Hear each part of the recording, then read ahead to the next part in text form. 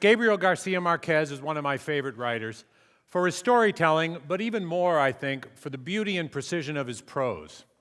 Now, whether it's the opening line from 100 Years of Solitude, or the fantastical stream of consciousness in Autumn of the Patriarch, where the words rush by page after page of unpunctuated imagery, sweeping the reader along like some wild river twisting through a primal South American jungle, reading Marquez is a visceral experience. Which struck me as particularly remarkable during one session with the novel, when I realized that I was being swept along on this remarkable, vivid journey in translation. Now, I was a comparative literature major in college, which is like an English major, only instead of being stuck studying Chaucer for 3 months, we got to read great literature in translation from around the world. And as great as these books were, you could always tell that you weren't getting close to the full effect. But not so with Marquez, who once praised his translator's versions as being better than his own, which is an astonishing compliment. So when I heard that the translator, Gregory Rabassa, had written his own book on the subject, I couldn't wait to read it. It's called, apropos of the Italian adage that I lifted from his foreword, If This Be Treason. And it's a charming read. It's highly recommended for anyone who's interested in the translator's art. But the reason that I mention it is that early on, Rabassa offers this elegantly simple insight. Every act of communication is an act of translation. Now, maybe that's been obvious to all of you for a long time, but for me, as often as I'd encountered that exact difficulty on a daily basis, I had never seen the inherent challenge of communication in so crystalline a light. Ever since I can remember thinking consciously about such things, communication has been my central passion. Even as a child, I remember thinking that what I really wanted most in life was to be able to understand everything and then to communicate it to everyone else. So, no ego problems. It's funny, my wife Daisy, whose family is littered with schizophrenics, and I mean littered with them, once said to me, "Chris, I already have a brother who thinks he's God. I don't need a husband who wants to be." Anyway, as I plunged through my 20s, ever more aware of how unattainable the first part of my childhood ambition was, it was that second part, being able to successfully communicate to others whatever knowledge I was gaining, where the futility of my quest really set in. Time after time, whenever I set out to share some great truth with a soon-to-be grateful recipient, it had the opposite effect. Interestingly, when your opening line of communication is, "Hey, listen up because I'm about to drop some serious knowledge on you," it's amazing how quickly you'll discover both ice and the firing squad. Finally, after about 10 years of alienating friends and strangers alike, I finally got it that a new personal truth all my own, that if I was going to ever communicate well with other people, the ideas that I was gaining, I'd better find a different way of going about it. And that's when I discovered comedy. Now, comedy travels along a distinct wavelength from other forms of language. If I had to place it on an arbitrary spectrum, I'd say it falls somewhere between poetry and lies. And I'm not talking about all comedy here, because clearly there's plenty of humor that colors safely within the lines of what we already think and feel. What I want to talk about is the unique ability that the best comedy and satire has at circumventing our ingrained perspectives. Comedy as the philosopher's stone that takes the base metal of our conventional wisdom and transforms it through ridicule into a different way of seeing and ultimately being in the world. Because that's what I take from the theme of this conference, Gained in Translation. That it's about communication that doesn't just produce greater understanding within the individual, but leads to real change, which in my experience means communication that manages to speak to and expand our concept of self-interest. Now, I'm big on speaking to people's self-interest because we're all wired for that. It's part of our survival package, and that's why it's become so important for us, and that's why we're always listening at that level. And also because that's where, in terms of our own self-interest, we finally begin to grasp our ability to respond, our responsibility to the rest of the world. Now, as to what I mean by the best comedy and satire, I mean work that comes first and foremost from a place of honesty and integrity. Now, if you think back on Tina Fey's impersonations on Saturday Night Live of the newly nominated vice presidential candidate Sarah Palin, they were devastating.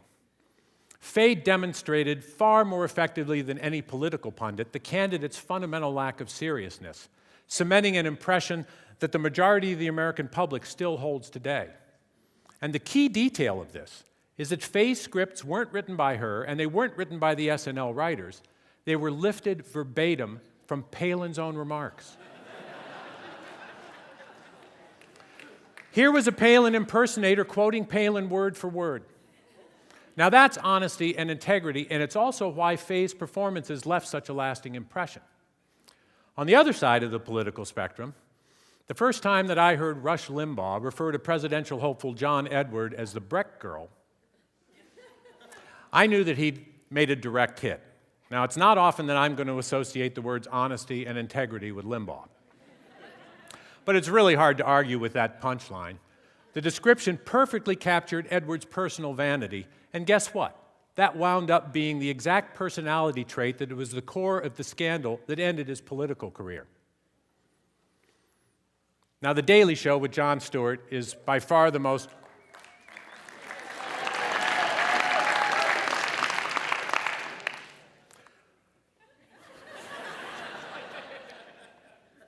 It's by far the most well-documented example of the effectiveness of this kind of comedy. Survey after survey, from Pew Research to the Annenberg Center for Public Policy, has found that Daily Show viewers are better informed about current events than the viewers of all major network and cable news shows.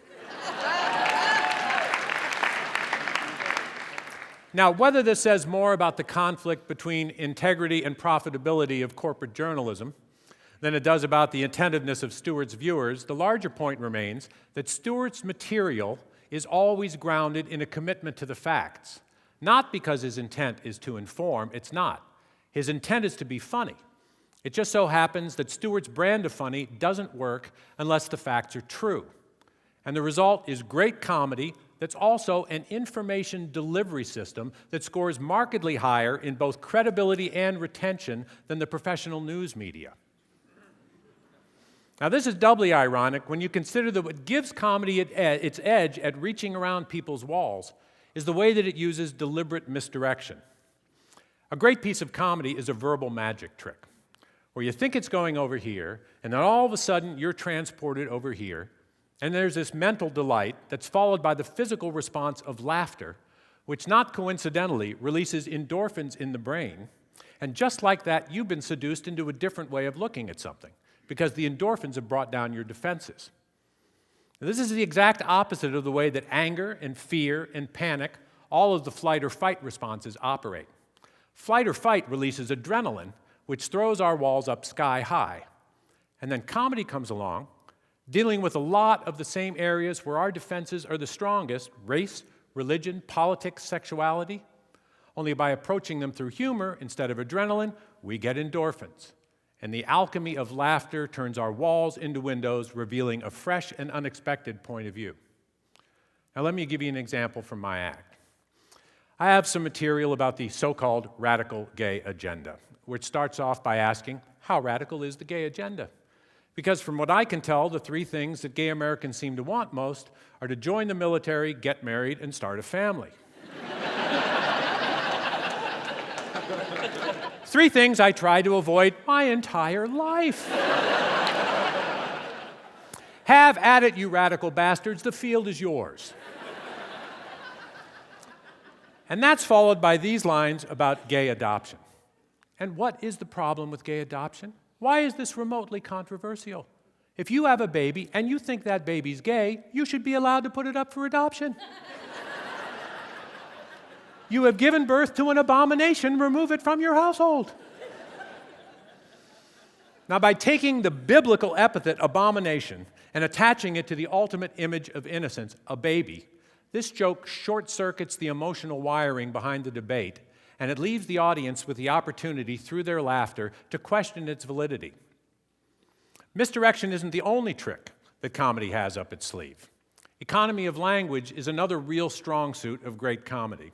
There are few phrases that pack a more concentrated dose of subject and symbol than the perfect punchline. Bill Hicks. And if you don't know his work, you should really Google him. Hicks had a routine about getting into one of those childhood bragging contests on the playground, where finally the other kid says to him, "Oh, huh? Well, my dad can beat up your dad."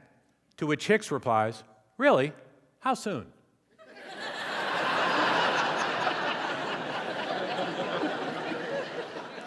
That's an entire childhood in 3 words. Not to mention what it reveals about the adult who's speaking them.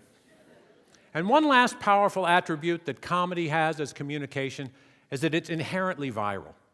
People can't wait to pass along that new great joke. And this isn't some new phenomenon of our wired world. Comedy has been crossing country with remarkable speed way before the internet, social media, even cable TV. Back in 1980, when comedian Richard Pryor accidentally set himself on fire during a freebasing accident, I was in Los Angeles the day after it happened, and then I was in Washington, D.C. 2 days after that. And I heard the exact same punchline on both coasts, something about the Ignited Negro College Fund.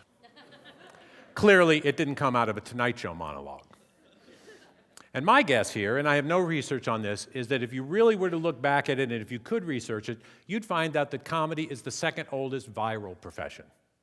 First there were drums, and then knock-knock jokes. But it's when you put all of these elements together, when you get the viral appeal of a great joke with a powerful punchline that's crafted from honesty and integrity, it can have a real-world impact at changing a conversation. Now, I have a close friend, Joel Pett, who's the editorial cartoonist for the Lexington Herald-Leader, and he used to be the USA Today Monday Morning Guy. I was visiting with Joel the weekend before the Copenhagen Conference on Climate Change opened in December of 2009. And Joel was explaining to me that because USA Today was one of America's 4 papers of record, it would be scanned by virtually everyone in attendance at the conference, which meant that if he hit it out of the park with his cartoon on Monday, the opening day of the conference, it could get passed around at the highest level among actual decision makers. So we started talking about climate change. And it turned out that Joel and I were both bothered by the same thing, which was how so much of the debate was still focused on the science and how complete it was or wasn't, which to both of us seemed somewhat intentionally off point. Because, first of all, there's this false premise that such a thing as complete science exists. Now, Governor Perry of my newly adopted state of Texas was pushing this same line this past summer at the beginning of his oops-fated campaign for the Republican presidential nomination, proclaiming over and over that the science wasn't complete at the same time that 250 out of 254 counties in the state of Texas were on fire. And Perry's policy solution was to ask the people of Texas to pray for rain. Yeah. Personally, I was praying for 4 more fires so we could finally complete the damn science.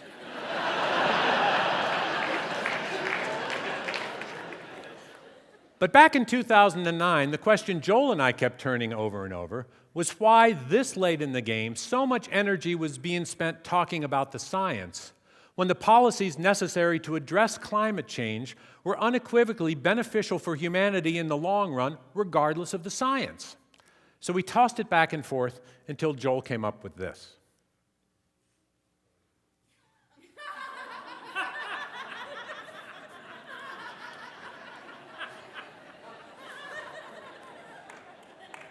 You gotta love that idea.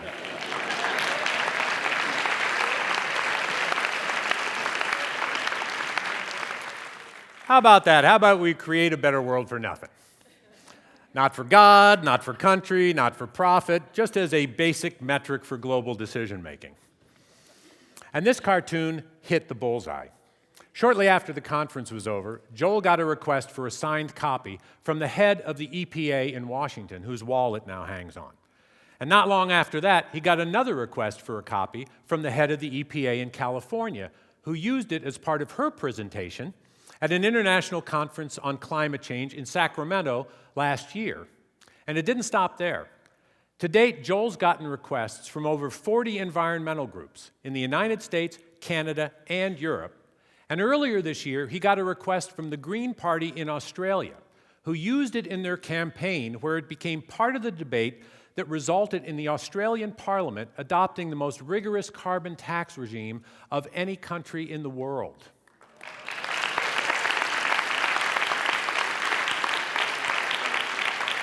That is a lot of punch for 14 words. So my suggestion to those of you out here who are seriously focused on creating a better world is to take a little bit of time each day and practice thinking funny. Because you might just find the question that you've been looking for.